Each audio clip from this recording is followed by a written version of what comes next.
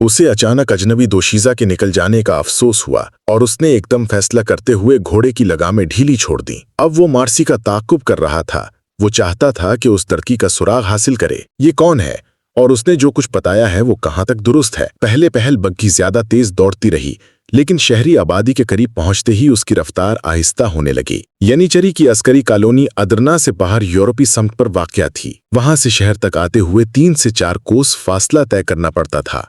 फसील शहर के करीब पहुंचने से पहले यकलख्त मार्सी की बग्घी रुक गई। यहां भी चांदनी ने पूरे माहौल को मुनव्वर कर रखा था। कासिम का घोड़ा अभी बग्घी के करीब पहुंचा तो मार्सी ने बग्घी का भी पर्दा उठा दिया। कासिम बग्घी के बिल्कुल अकब में जाकर रुक गया। अब मार्सी और कासिम एक दूसरे के आमने सामने थे। दोनों ने एक दूसरे की आंखों में आंखें डालकर देखा और फिर न जाने क्यों मार्सी ने पलकें झुका लीं। कासिम को यूं महसूस हुआ जैसे वो मार्सी को इससे पहले भी कहीं देख चुका हो। उसने ज़हन पर जोर देने की कोशिश की, लेकिन उसे कुछ याद न आया। बिल आखिर कासिम ने पुरएतमाद लहजे में मार्सी से सवाल किया, देखिए मोहतरमा, आपने जो कुछ मुझे बताया है वो नामुकम्मल और नाकाबिल यकीन है। मैं इसीलिए आपके पीछे चल पड़ा था ताकि आपसे मजीद कुछ पूछ सकूं। इसके अलावा मैं ये भी चाहता हूं कि आपने ये सब कुछ बताने के लिए मेरा इंतखाब ही क्यों किया। आप चाहती तो सुल्तान तक खुद भी पहुंच सकती थीं। सुल्तान के अलावा दीगर उमायदीन सल्तनत भी बेशुमार हैं, लेकिन आपने ये सब कुछ बताने के लिए मुझे यानी एक बिल्कुल नए और अजनबी शख्स को चुना है। मार्सी ने कासिम को जवाब दिया, मोहतरम सालार, आप अदरना के लिए अजनबी हो सकते हैं, लेकिन मेरे लिए आप बिल्कुल अजनबी नहीं हैं। मैंने आपको अपना ताक़ुब करते देखा तो अज़ खुद रुक गई ताकि शहर में दाखिल होने से पहले आपको अपनी मजबूरी समझा सकूं। इस वक्त अदरना में आपके अलावा कोई ऐसा शख्स मुझे दिखाई नहीं दिया जिस तक मेरी आसानी से रसाई हो या मैं उस पर एतमाद कर सकूं। मैंने आपका इंतखाब इसलिए भी किया कि आप त्यौहार वाले रोज सिकंदर को शिकस्त दे चुके हैं और एक ही मुकाबले में उसकी शैतानी फितरत से आगाह हो चुके हैं। मेरी आपसे ये दरख्वास्त है कि खुदारा, जब मेरे लिए मुनासिब हुआ मैं खुद ही आपको बता दूंगी कि मैं कौन हूं। अब दराज कद कासिम मार्सी के बिल्कुल नजदीक खड़ा था। उसने मार्सी की आंखों में सुबह के सितारे की झिलमिल भीगी की थी और शफक की उदासी भी। ये लड़की कासिम के तसव्वुर से ज्यादा हसीन थी। उसकी लंबी स्याह पलकें झपझप झपकती थीं तो ऐसे लगता था जैसे चांदनी से सहर का झुटपुटा आंख मचोली खेल रहा हो। मार्सी की शफाफ और चौड़ी पेशानी उसकी जहानत का सबूत थी। उसका जिस्म नाजुक भी था और सुडौल भी। यूं लगता था जैसे किसी याकूत की मूर्ति ने लिबास पहन रखा हो। कासिम का जहन मार्सी का हुस्न देखकर डगमगाने लगा था। उसने खुद को संभाला और ज़ेर लब मुस्कुराते हुए कहा, आपने जो कुछ मुझे बताया मैं ये सुल्तान को नहीं बता सकता, क्योंकि बगैर किसी सबूत के सिकंदर जैसे सुल्तान के मुकर्रब शख्स पर उंगली उठाना दानिशमंदी नहीं। हाँ, मैं अपने तौर पर सिकंदर बेग की हकीकत जानने की कोशिश करूंगा। आप मुझे अपने बारे में नहीं बताना चाहती तो ना सही, लेकिन मैं चाहता हूं कि मैं इस सिलसिले में आपसे फिर मिलना चाहूं तो मिल सकूं। शायद आप मेरी बात समझ रही हैं। कासिम ने मार्सी की नीलगू आंखों में गोता लगाते हुए कहा। मार्सी कासिम की हालत समझ रही थी और वो दिल ही दिल में खुश भी हो रही थी। अंधा क्या चाहे दो आंखें।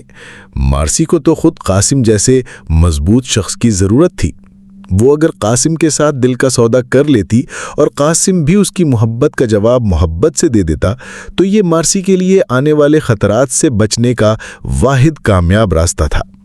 मार्सी ने कासिम की बात सुनी और कुछ देर सोचने के बाद मध्यम आवाज में कहा, ठीक है, मैं आपसे खुद मुलाकात कर लूंगी, आप तकलीफ मत कीजिएगा।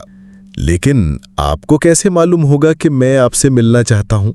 कासिम ने मार्सी की बात काटकर कहा, इस मसले का हल यह है कि मेरा बाएतमाद मुलाजिम अकबर आपकी खिदमत में गाहे बगाहे हाजिर होता रहेगा। मार्सी ने मसले का हल बताया।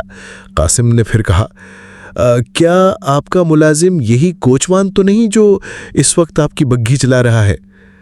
जी हाँ, यही है। मैं इसे अच्छी तरह से समझा दूंगी कि इसे क्या करना है। अब मुझे इजाजत दीजिए, मुझे देर हो रही है। कासिम ने बेदिली से सर हिलाया और मार्सी ने कोचवान लड़के को चलने का इशारा दे दिया। अगले लम्हे बग्घी हरकत में आई और हवा हो गई। कासिम ढीले कदमों से घोड़े पर सवार हुआ और घर की जानिब चल दिया। जब से सिकंदरा धरना छोड़कर गया था, अबू जाफर की सरगर्मियां पहले से ज्यादा तेज हो गई थीं, क्योंकि उसका सबसे बेहतरीन मोहरा अपने हदफ की तरफ रवाना हो चुका था। یعنی سکندر بیگ بہت سے خطرناک اور مذموم مقاصد لے کر مغربی سرحد کی جانب جا چکا تھا۔ ابو جعفر نے دھرنا میں بیٹھ کر 2 بڑے منصوبے ترتیب دیے تھے۔ ایک تھا سکندر بیگ کو البانیہ کے ملک میں بغاوت پروان چڑھانا۔ سکندر بیگ کے سلسلے میں تو اب تک جو کچھ ابو جعفر نے چاہا تھا حرف بحرف پورا ہوا تھا، اور اب سکندر اپنی آخری ہدایات لے کر اپنے مشن پر جا چکا تھا، اور چند ہی دنوں میں البانیہ کی طرف سے سلطان مراد خان ثانی کو ایک بہت بڑا صدمہ پہنچنے والا تھا۔ ادھر ابو جعفر کی ینیچری میں بغاوت پھیلانے کی سازش بھی پایا تکمیل کو پہنچنے والی تھی۔ ینیچری میں بعض ایسے نومسلم سپاہی بھی ہوا کرتے تھے جن کے سچے دل سے اسلام قبول کرنے میں کچھ نہ کچھ کمی رہ جاتی۔ ابو جعفر کا شکار ایسے ہی نوجوان تھے، اور اس نے بہت سے نوجوانوں کو مختلف طریقوں سے اپنی سازش میں شامل کر لیا تھا۔ ابو جعفر بہت خوش تھا کیونکہ اس کا مشن کامیابی کے ساتھ انجام تک پہنچنے والا تھا۔ وہ گزشتہ کئی سالوں سے ادرنا میں تھا، لیکن وہ کبھی کسی کی نگاہوں میں نہ آیا، اور اب تو ادرنا میں اس کا کام بھی قریب الاختتام تھا۔ اسے سکندر بیگ کی بغاوت کا انتظار تھا۔ البانیہ سے خود مختاری کا اعلان ہونے کی دیر تھی کہ یہاں ادرنا میں بھی ینیچری کے بعض سالار ہتھیار اٹھا کر اہلیان شہر کو یرغمال کر لیتے۔ ینیچری کے بعض سالار اور سلطان کے کچھ رشتہ دار محل کو سنبھالنے کے لیے تیار بیٹھے تھے۔ اس طرح ابو جعفر قیصر قسطنطنیہ کے حکم سے سلطنت عثمانیہ کی تباہی کا مکمل سامان کر چکا تھا۔ ادھر چند ہی دن ہوئے یہ خبر گردش کر رہی تھی کہ سلطان کی بعض یورپی باجگزار ریاستیں بغاوت کا اعلان کر چکی ہیں، جبکہ بوسنیا، سربیا اور ہنگری کی فوجیں ہونیاڈے کے پرچم تلے جمع ہونے لگی تھیں۔ دراصل سربیا کا بادشاہ لارڈ سٹیفن، جو سلطان مراد خان ثانی کا سسر بھی تھا، جب سے فوت ہوا تھا، سربیا نے سلطنت عثمانیہ سے علیحدگی اور اپنی خود مختاری کا اعلان کر دیا تھا۔ لارڈ سٹیفن کا جانشین جارج برینکوچ تھا۔ یہ شخص اپنے پیشرو کی طرح مال اندیش اور سنجیدہ مزاج نہ تھا، اس لیے قیصر قسطنطنیہ کو اس کی طرف ریشہ دوانیوں کا موقع مل گیا۔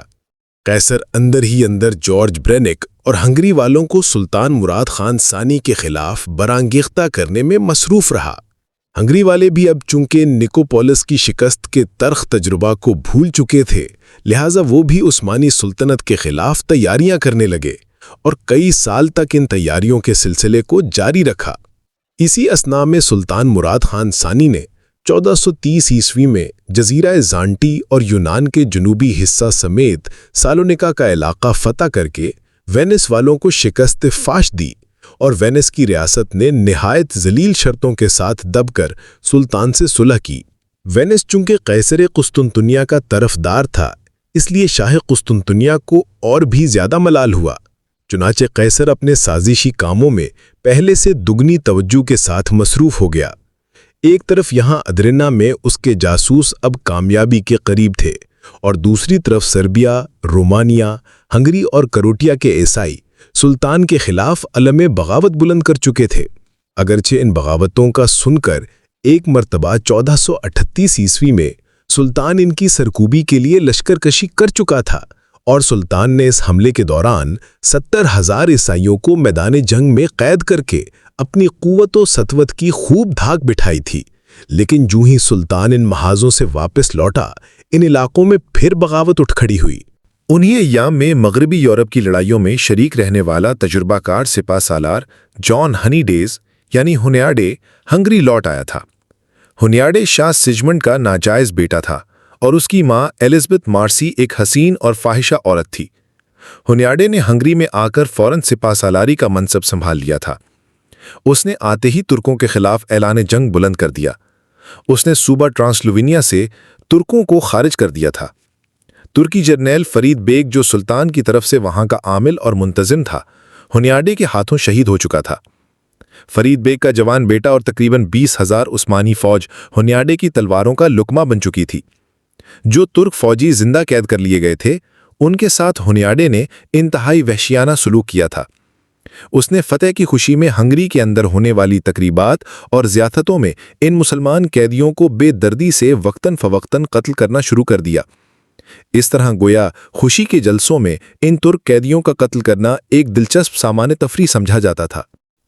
سلطان مراد خان ثانی کے پاس سپہ سالار فرید بیگ 20,000 سپاہیوں کی شہادت اور قیدیوں کے بے رحمانہ قتل کی خبریں پہنچیں۔ تو اس نے ہونیاڈے سے انتقام لینے کے لیے 80,000 کی فوج روانہ کرنے کا فیصلہ کیا، لیکن اسے یہ معلوم نہ تھا کہ اس مرتبہ عیسائی دنیا ایک بار پھر پوری طرح متحد ہو کر مسلمانوں کو بر اعظم یورپ سے نکالنے کے لیے اکٹھی ہو چکی تھی۔ یورپ میں اب کی مرتبہ ایسا جوش و خروش پیدا ہوا تھا کہ اس سے پہلے کبھی نہ دیکھا گیا۔ ہنگری کا بادشاہ لارڈ سلاس اور ہنگری کا سپہ سالار ہونیاڈے اس یلغار میں پیش تھے، اور فرید بیگ کے قتل کے بعد ان کی بہادری کے افسانے اس طرح یورپ میں پھیل گئے تھے کہ پورے یورپ کا ہر عیسائی نوجوان ان کی فوج میں شریک ہونے اور مجاہد کہلانے کے لیے بے تاب تھا۔ ادھر رومن کلیسا کے پوپ نے اس جنگ کو مقدس جنگ کہہ دیا تھا اور اپنے کارڈینل جولین کو اس صلیبی جنگ کے لیے خصوصی طور پر روم سے روانہ کیا۔ کارڈینل جولین نے مشرقی اور مغربی یورپ کا طوفانی دورہ کیا اور ہر شہر میں مسلمانوں اور ترکوں کے خلاف بڑے روح پرور واز کیے۔ وہ جہاں جاتا مسلمانوں کے مظالم کی جھوٹی کہانیاں لوگوں کو سناتا اور یورپ کے عیسائیوں کو خواب غفلت سے بیدار ہونے کی تلقین کرتا۔ کارڈینل جولین نے 11ویں صدی کے بطرس ہرکولس کی زندگی کا مطالعہ کر رکھا تھا، جس نے اولین صلیبی جنگوں کی بنیاد رکھی تھی اور سلطان صلاح الدین ایوبی کے مقابلہ میں پورے یورپ کی عظیم فوج اکٹھی کر کے لے آیا تھا۔ بطرس ہرکولس بھی پادری تھا اور مسلمانوں کا سخت دشمن تھا۔ وہ اپنی جوان بیٹی کو ننگے سر اور پھٹے کپڑوں سمیت گلیوں میں پھراتا۔ اس کے عقب میں عیسائی راہبوں کی ایک فوج ہوتی۔ ان سب لوگوں نے گردنوں میں بڑی بڑی صلیبیں لٹکا رکھی ہوتی اور صلیب اعظم کو سب سے آگے رکھتے۔ وہ لوگوں کو بتاتے کہ مسلمانوں نے صلیب اعظم کو کوڑوں سے پیٹا ہے اور مقدس صلیب کی توہین کی ہے۔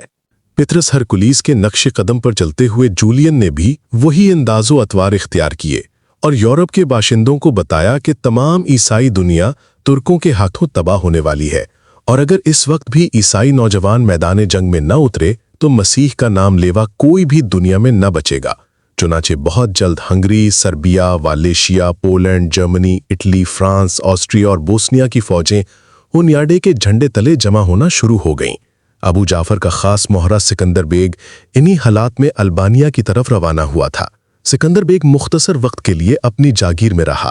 اسے ترکوں کے خلاف ہونیاڈے کی تیاری کا انتظار تھا۔ جو ہی ہونیاڈے کا لشکر مکمل ہوتا، سکندر خاص البانیہ کی جانب چل پڑتا، اور پھر وہی ہوا۔ سلطان مراد خان ثانی کا منہ بھولا بیٹا، اس کے محل میں اولاد کی طرح پرورش پانے والا سکندر، جس کے ساتھ سلطان کو بے حد محبت تھی اور جسے سلطان نے محض 18 سال کی عمر میں ایک سنجق کا حاکم مقرر کیا تھا اور سکندر بیگ کے لقب سے سرفراز کیا تھا، غدار نکلا۔ سکندر نے اپنے کردار سے ثابت کر دیا کہ وہ اس سانپ کی طرح ہے جسے سلطان نے دودھ پلا پلا کر جوان کیا تھا۔ سکندر ادرنے سے روانہ ہوا تو مارسی کو اپنے ساتھ لے جانا چاہتا تھا، لیکن ابو جعفر نے اسے مشورہ دیا کہ مارسی کو ابھی ساتھ مت لے جاؤ۔ البانیہ میں اپنی خاندانی بادشاہت بحال کرنے کے بعد تمہارے لیے محل کی کنیز مارتھا اور اس کی بیٹی کو بلا لینا مشکل نہ ہوگا، کیونکہ یہ دونوں ماں بیٹی ابھی تک عیسائی مذہب پر قائم ہے۔ سکندر کو ابو جعفر کی بات معقول لگی۔ چنانچہ جب مارتھا اندر کمرے سے اپنی بیٹی کے ساتھ باتیں کر کے واپس آئی تو ابو جعفر اور سکندر پہلے سے ہی یہی فیصلہ کر چکے تھے۔ یہی وجہ تھی کہ مارتھا کے بتانے پر کہ مارسی ابھی ساتھ نہیں چل سکتی، سکندر نے کچھ برا نہ منایا تھا۔ وہاں سے سکندر مغربی سرحدات کی جانب آیا اور چند ماہ مغربی سرحدات میں رہ کر ہونیاڈے کی افواج کے منظم ہونے کا انتظار کرتا رہا۔ جو ہی 1443 عیسوی میں ترکی فوج کو ہونیاڈے کے مقابلے میں شکست ہوئی، فرید بیگ اور اس کا بیٹا مارا گیا اور 20,000 ترک فوجی شہید کر دیے گئے، تو سکندر بھی اپنے گھوڑے پر سوار ہو کر مغربی سرحدات کی جاگیر سے نکلا۔ اس کے ہمراہ صرف ایک محافظ دستہ تھا۔ سکندر انتہائی تیز رفتاری سے سفر کرتا ہوا اور خفیہ راستوں کو اختیار کرتا ہوا سلطانی لشکرگاہ تک پہنچا۔ سکندر نے لشکرگاہ سے چند کوس پہلے شام ڈھلنے اور رات اترنے کا انتظار کیا۔ آدھی رات کے قریب سکندر اپنے ساتھیوں سمیت سلطانی لشکر کے خیموں تک آ پہنچا۔ یہاں سکندر نے اپنے دستے کو ایک حصار کی صورت میں اپنے گرد پھیلا دیا اور خود سلطان کے رئیس الافندی یعنی میر منشی کے خیمے میں گھس گیا۔ رئیس الافندی خواب خرگوش کے مزے لوٹ رہا تھا کہ سکندر کی تلوار اس کی گردن پر جا ٹکی۔ سکندر نے تلوار کی نوک سے اس کی گردن پر ٹھوکا دیا تو رئیس الافندی اچھل کر اٹھ بیٹھا۔ اس کی آنکھ کھلی تو اس نے موت کو اپنی گردن پر سوار دیکھا۔ रईसुल अफंदी को सूरत-ए-हाल की समझ आई तो उसे सिकंदर की फनकार सुनाई दी। रईसुल अफंदी, हम तुम्हें हुक्म देते हैं कि अभी और इसी वक्त अल्बानिया के सूबेदार के नाम शाही मकतूब लिखो। उसे लिखो कि सिकंदर बेग, जो सुल्तान की तरफ से बतौर वायसराय तुम्हारे पास पहुंचा है, अल्बानिया के दारुल सल्तनत और तमाम इलाके का चार्ज दे दो। रईसुल अफंदी के पैरों तले से जमीन निकल गई। वो सोच भी नहीं सकता था कि सुल्तान का चहीता सिकंदर बेग इस हद तक जा सकता है। रईसुल अफंदी को अपने कानों पर यकीन न आया, चुनाचे उसने जरा सा तामुल किया। सिकंदर ने फौरन तलवार की नोक पर जोर बढ़ा दिया। रईसुल अफंदी की घिघी बन गई। उसने फौरन हुक्म की तामील करने का इशारा किया और सिकंदर ने तलवार हटा ली। रईसुल अफंदी हाँपते कांपते उठा और जल्दी जल्दी सुल्तानी हुक्मनामा लिखने लगा। रईसुल अफंदी ने मकतूब की तहरीर मुकम्मल करके उस पर सुल्तान मुराद खान की मोहर सब्त की और मकतूब सिकंदर के हवाले कर दिया। सिकंदर ने बाएं हाथ से मकतूब को पकड़ा और दाएं हाथ से एक भरपूर वार करके कमजोर रईसुल अफंदी का सर धड़ से अलग कर दिया। उसने अल्बानिया के शहर करोटिया के तुर्क सूबेदार के नाम हुक्मनामा हासिल किया था। इस फरमान के जरिए वो अल्बानिया पर कब्जा करना चाहता था। सिकंदर अपनी वारदात कामयाबी से मुकम्मल करने के बाद खैमे से निकला। उसके साथी मुस्तैदी से पहरा दे रहे थे। सिकंदर अपने दस्ते को लेकर रात के अंधेरे में तूफानी रफ्तार से अल्बानिया की तरफ चल दिया। वो अपने सफर के तीसरे दिन करोटिया यानी अका हसार में था। सिकंदर ने शाही फरमान के जरिए तुर्क सूबेदार से अपने बाप का तख्त हासिल किया और तुर्क दस्तों को फिलफोर अल्बानिया से निकल जाने का हुक्म दे दिया। अल्बानिया पर काबिज होने के बाद अगले दिन उसने शहर में मुनादी करवाई कि वो दीन इस्लाम को तर्क करके दोबारा दीन ईसवी में दाखिल हो गया है। अल्बानवी अवाम ने अपने साबिक बादशाह के बेटे को इस तरह शजात से हुकूमत संभालते देखा तो बहुत खुश हुए। उन्होंने सिकंदर बेग को हाथों हाथ लिया और ज़ौक़ व शौक़ से उसकी फौज में भर्ती होने लगे। सुल्तान मुराद खान सानी के लिए तुर्क सालार फरीद बेग की शिकस्त के बाद ये इत्तला एक बहुत बड़ा सदमा साबित हुई। वो चंद दिनों में ही टूट फूट गया। सिकंदर बेग को इसने बड़े नाजो नेम से पाला था। सिकंदर बेग की बेवफाई से सुल्तान को ऐसा धचका लगा कि वो बीमार रहने लगा। आजकल अबू जाफर के चेहरे पर बैक वक्त खुशी भी थी और सनसनी भी, क्योंकि इसकी तैयार करदा साजिश भरपूर तरीके से कामयाब हुई थी। अभी सुल्तान इन झटकों से ज़हनी तौर पर संभल भी ना पाया था कि सुल्तान के पास एक और बुरी खबर पहुंची। इसकी सल्तनत के एशियाई हिस्सा एशियाई कुचक के शहर कोनिया में कैसर के जासूसों ने एक बहुत बड़ी बगावत की साजिश को मुकम्मल कर लिया था। कोनिया के सरदारों ने ऐलान बगावत बुलंद किया तो सुल्तान जैसे नींद से बेदार हो गया। ये तीसरी बुरी खबर बीमार सुल्तान के लिए पैगाम मौत की बजाय नवीद जिंदगी बन गई। वो आंधी और तूफान की तरह उठा और अपनी तलवार न्याम से निकालकर सीधा दरबार सल्तनत की तरफ बढ़ा। अब इसका खून खोल रहा था। इसने मसनद शाही पर बैठते ही फौरन दरबार तलब खासादार दौड़ते चले गए और चंद लम्हों बाद उस्मानी दरबार में तमाम बड़े बड़े वजीर, उमरा और सालार जमा हो गए। आज हर शख्स के चेहरे पर तजस्सुस साफ देखा जा सकता था। दरबार में इस कदर सन्नाटा था कि सुई गिरने की आवाज भी सुनी जा सकती थी। सुल्तान यकलख्त अपनी तलवार जमीन पर टिकाकर उठ खड़ा हुआ और शेर की तरह गरज कर बोला, अमायदीन सल्तनत, वज़रा, उमरा और सिपाहियों, मुराद खान सानी के लिए तुर्क सालार फरीद बेग की शिकस्त के बाद ये इत्तला एक बहुत बड़ा सदमा साबित हुई। वो चंद दिनों में ही टूट फूट गया। सिकंदर बेग को इसने बड़े नाजो नेम से पाला था। सिकंदर बेग की बेवफाई से सुल्तान को ऐसा धचका लगा कि वो बीमार रहने लगा। आजकल अबू जाफर के चेहरे पर बैक वक्त खुशी भी थी और सनसनी भी, क्योंकि इसकी तैयार करदा साजिश भरपूर तरीके से कामयाब हुई थी। अभी सुल्तान इन झटकों से ज़हनी तौर पर संभल भी ना पाया था कि सुल्तान के पास एक और बुरी खबर पहुंची। इसकी सल्तनत के एशियाई हिस्सा एशियाई कुचक के शहर कोनिया में कैसर के जासूसों ने एक बहुत बड़ी बगावत की साजिश को मुकम्मल कर लिया था। कोनिया के सरदारों ने ऐलान बगावत बुलंद किया तो सुल्तान जैसे नींद से बेदार हो गया। ये तीसरी बुरी खबर बीमार सुल्तान के लिए पैगाम मौत की बजाय नवीद जिंदगी बन गई। वो आंधी और तूफान की तरह उठा और अपनी तलवार न्याम से निकालकर सीधा दरबार सल्तनत की तरफ बढ़ा। अब इसका खून खोल रहा था। इसने मसनद शाही पर बैठते ही फौरन दरबार तलब खासादार दौड़ते चले गए और चंद लम्हों बाद उस्मानी दरबार में तमाम बड़े बड़े वजीर, उमरा और सालार जमा हो गए। आज हर शख्स के चेहरे पर तजस्सुस साफ देखा जा सकता था। दरबार में इस कदर सन्नाटा था कि सुई गिरने की आवाज भी सुनी जा सकती थी। सुल्तान यकलख्त अपनी तलवार जमीन पर टिकाकर उठ खड़ा हुआ और शेर की तरह गरज कर बोला, अमायदीन सल्तनत, वज़रा, उमरा और सिपाहियों, हमारे पास पे दर पे बुरी खबरें पहुंच रही हैं। सबसे पहले शाह सर्बिया ने बगावत की थी, जिसकी सजा हम उसे दे चुके हैं, और मैदान जंग में ईसाई लश्कर को 70,000 सिपाहियों को कैद करके उन्हें नाफरमानी की सजा भी दे चुके हैं। ये बात आप सब लोग जानते हैं। लेकिन अब फिर सिर्फ 3 साल के अंदर अंदर यूरोप के तमाम ईसाई होनियाडे के परचम तले जमा हो चुके हैं। उन्होंने हमारा सूबा ट्रांसविलोनिया हमसे छीन लिया है और हमारे बहादुर जर्नैल फरीद बेग और उसके बेटे को शहीद कर दिया है। कीना परवर ईसाइयों ने इसी पर बस नहीं किया, बल्कि वो अपनी हर ज़ियाफत में तुर्क कैदियों की गर्दनें काटकर अपनी बुज़दिली और बदफितरती का सबूत देते रहे हैं। और फिर आप सब जानते हैं कि हमारे लिए सिकंदर की बेवफाई भी एक जान का खबर थी। लेकिन याद रखिए कि सुल्तान मामूली हादसात से दिल गिरफ्ता नहीं हुआ करते। चुनाचे हमने फैसला किया है कि इन बगावतों का सर पूरी ताकत से कुचल दिया जाए। पहले हम अपने फैसले पर अमल दरामद में किसी कदर देर कर रहे थे, लेकिन हमें अभी अभी इत्तला मिली है कि एशियाई कोचिक में हमारे शहर कोनिया के सरदारों ने सल्तनत उस्मानिया के खिलाफ बगावत कर दी है। लिहाजा हमने फिलफौर बैक वक्त 2 लश्करों की कूच का फैसला किया है। एक 80,000 अफवाज पर मुश्तमिल लश्कर शिहाबुद्दीन पाशा की सरकर्दगी में यूरोप की जानिब रवाना होगा, और दूसरा लश्कर लेकर मैं खुद कोनिया की बगावत का खात्मा करने के लिए एशियाई कोचिक की तरफ जाऊंगा। चुनाचे तमाम सालारों, सिपाहियों और उमायदीन सल्तनत को ये हुक्म दिया जाता है कि अभी और इसी वक्त से इन दोनों लश्करों की तैयारी में मसरूफ हो जाएं। सुल्तान मुश्तइल था। उसने जज्बात में पूरी तकरीर कर डाली। वो अपनी बात खत्म करके मसनद शाही पर बैठ गया।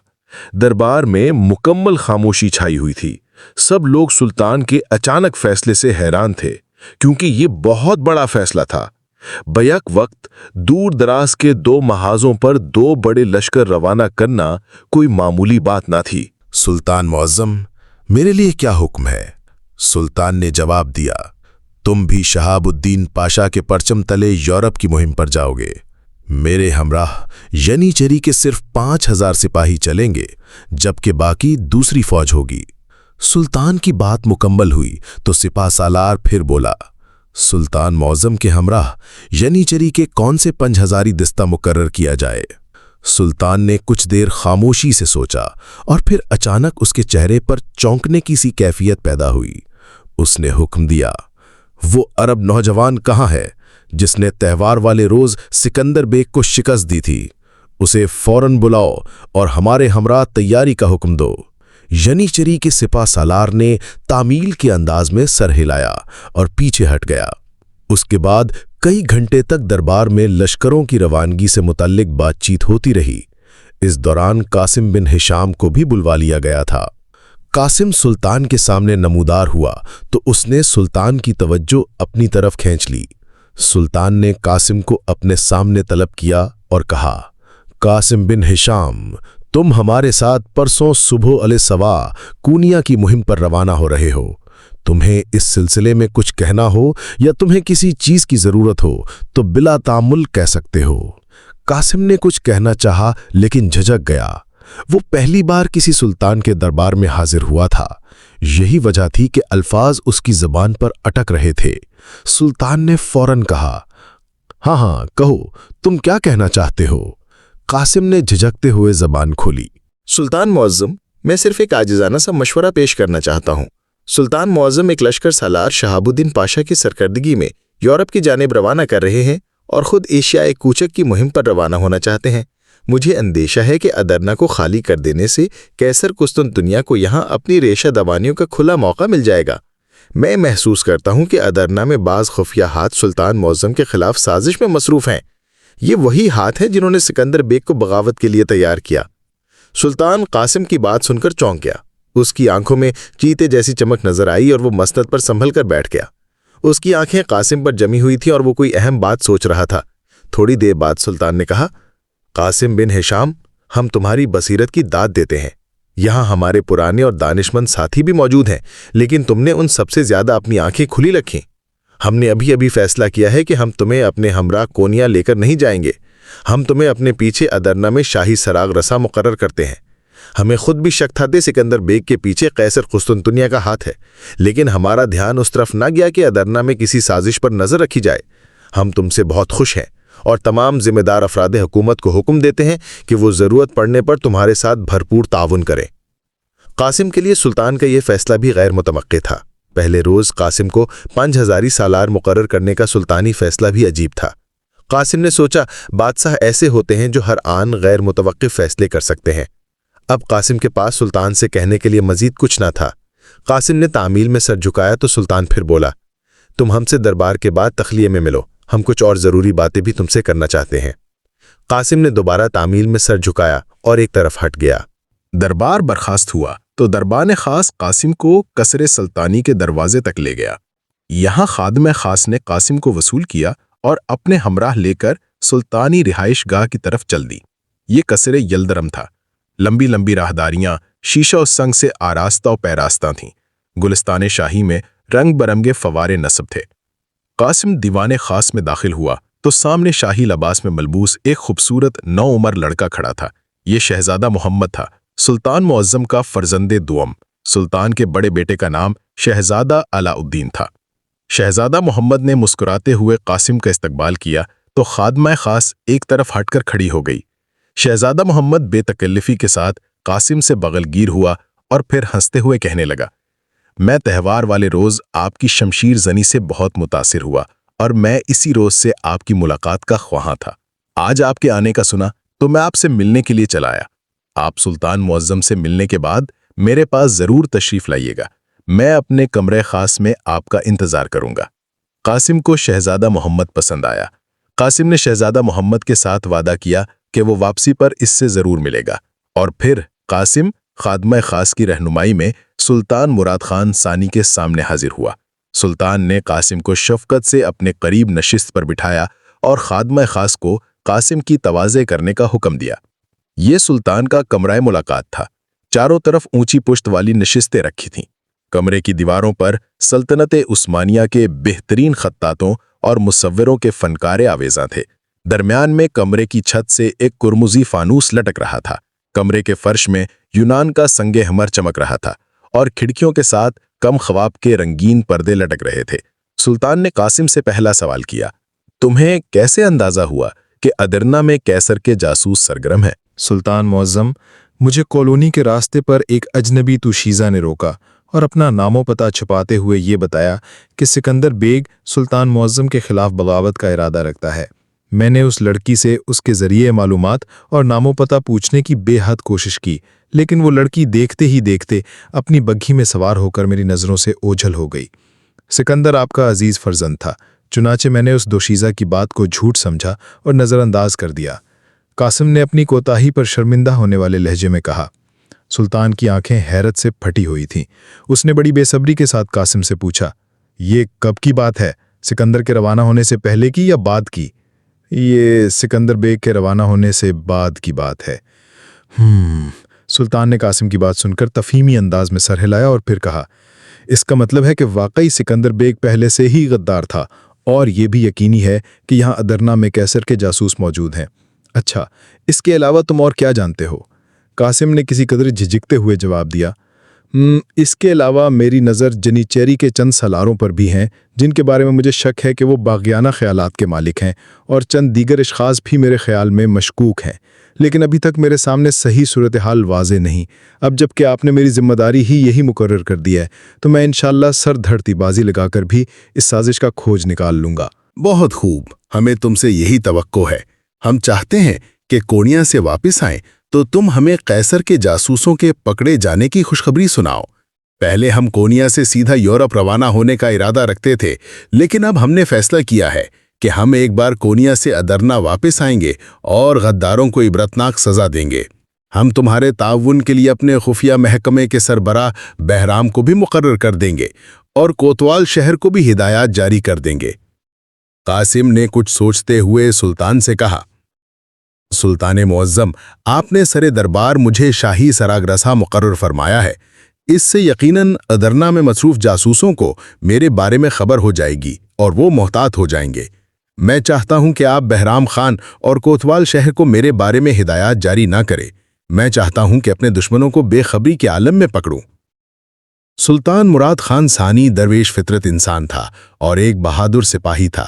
اسے قیصر کی طرح گھناؤنی سازشیں نہ آتی تھیں، لیکن سلطنت کے علماء اور دانشور سلطانی بصیرت اور تدبیر کے قائل تھے۔